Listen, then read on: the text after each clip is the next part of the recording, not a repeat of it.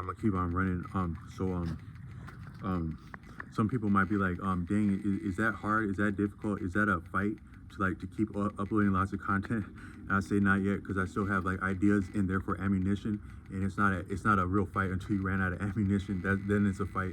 And so I got a lot of difficult stuff going on in life, but I still got enough. I can still think of some water balloons to throw at bill collectors or like just like cool ideas that I think are interesting. And the author Nicholas Taleb said like as fancy as anything that you write is, like intellectually, academically, maybe metaphorically, artistically, poetically, it's not really worth entering unless it sounds interesting to you, because it's not going to come off as interesting, and it likely won't be experienced as interesting to someone else until it had been interesting to you.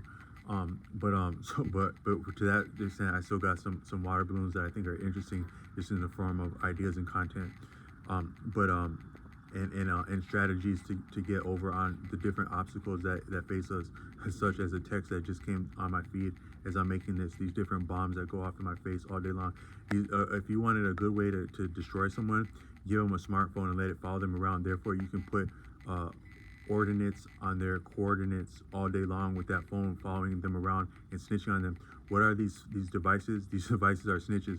I think like in Harry Potter, like when they're playing something called Quidditch, there's like a little snitch that they're running around. You got a hard time about like you have some friends with you, right? And you guys are like trying to like figure out a way like how to get your first wine coolers out of a grocery store. You want to get faded, so you're gonna get some big badass wine coolers out of a grocery store. I think one of my mom's friends, like some of your mom's friends, you don't know how big of badasses they were when they're little. And I once heard one of my mom's friends, they were like from the era of the late 60s and 70s is when they came of age. And on top of that, they were bilingual and they had cool experiences like all over the world, like South America and also Cuba, like during the time of the embargo on Cuba. My mom's friends, and they were journalists, like doing cool stuff, like having the kind of experiences that the kind of journalists that would be interested in going to those locations at those times and circumstances would have. And she one time referred to like wine coolers or anything with like lower alcohol, like I think it's like 3.2% alcohol, as bunny piss. So you and your friends are thinking about getting some bunny piss out of the grocery store, when you'd be better served thinking about like how to like do homework or like get a job or like have opportunities so that you have a good footing when you actually become of age. And so like when all these different young ladies that you're interested in, worried about and running after in high school, when they actually have like a place of their own, or they're like old enough to like maybe have a family, if something beautiful came out of being together, or they're looking to have cool experiences, now while you're contending with the aftermath and BS that might come behind jacking some bunny piss, they're looking for some sturdy fellows that got their life together. If you had been doing homework or working, you would be on a good footing to get away with some cool experiences with some cool people. But so I'm talking to myself because I was the main one jacking bunny piss. I was the main bunny appreciator when I was when I was a young man. Um, so um, so you and your friends are on our first collaborators, and then like you get pissed at your friends because you appreciate them as snitches, but the bigger snitch had been the device that you had, because it was betraying a lot of your real goings on in activity and in taste in decisions online, not the least of which your statement. So you're around a smart device that's silent that whole time, and then you say the right thing, and Alexa here, what did you say? Alexa starts answering you because it was listening to you that closely, that accurately, that whole time. That's what you know from Alexa. But what about the other intelligence and companies that have access to these phones and designed them and gave them to us? What are they not aware of? What are they not documenting? And what are their real interests in relationship to us? That's a deeper question, but you could just say all of that is that the phones are snitching the whole time. So that's the real snitch. But I've never seen anyone like have a problem with the phone. I never seen anyone get back with the phone with the real snitch like they would like maybe their friends who are just trying to get away with bunny piss. To do stuff to just appreciate bunny piss is all that was the objective. But um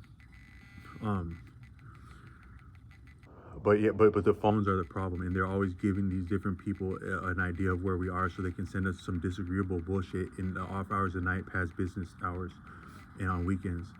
Um, Monday, Tuesday, Wednesday, Thursday, Friday, Saturday, even on Sunday, is what the bill collectors say now with the landlords. But um, and they'll damn near send you a message on Christmas morning. I don't know if they're all necessarily believe in Christmas, but they'll damn near send you a message on Christmas morning.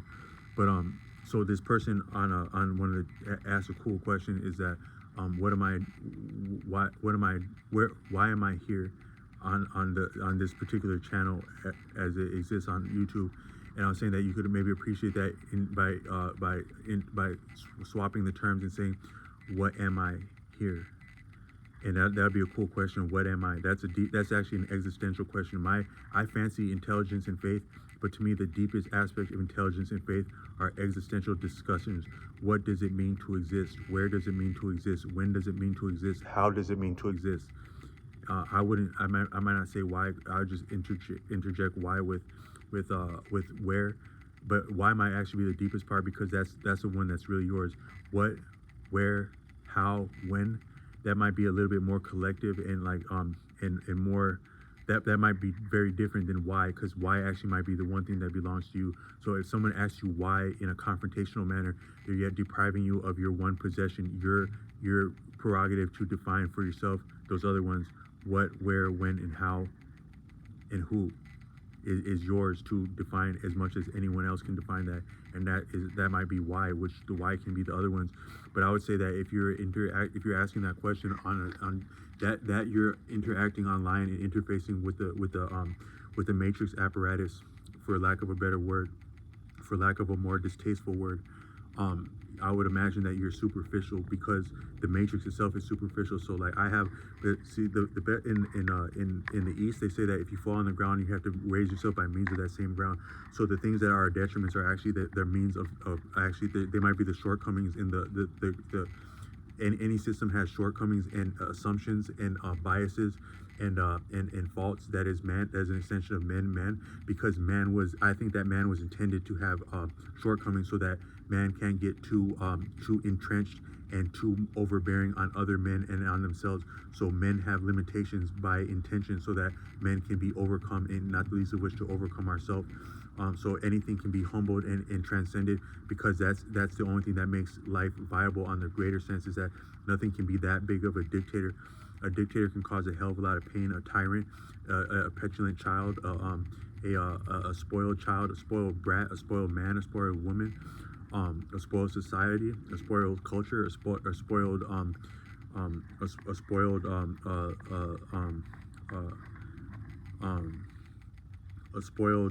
doctrine, a spoiled